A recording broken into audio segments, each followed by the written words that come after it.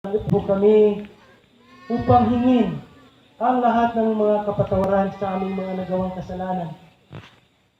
Andito rin po, Aba, ang aming huling alay sa araw na ito.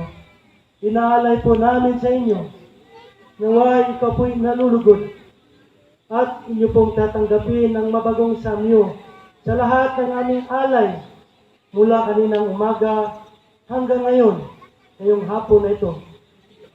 Aba,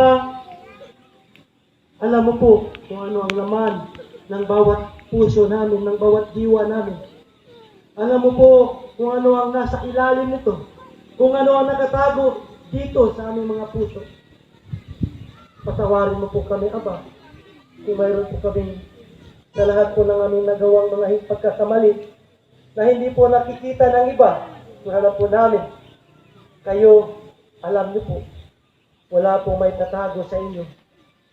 Kahit ginagawa po namin ito sa dilim, nakikita mo pa rin. Kaya ba, nais po namin, buong puso po kami nagpakumbaba. Buong puso po kami humihingi sa inyo ng kapatawaran. Wala po kaming ibang hilingin sa inyo sa oras na ito. Kung hindi, ang kapatawaran sa lahat po ng aming mga kasalanan. Ito po ang essence ng Day of Atonement. Kaya po, Aba, alam po namin, may pangako po kayo sa amin. Sabi mo po, kapag kami gumagawa ng mga pag-aalay, ikaw po ay bababa at pagpapalain mo po kami lahat. Kaya, Aba, nandito po kayo sa aming harapan ngayon.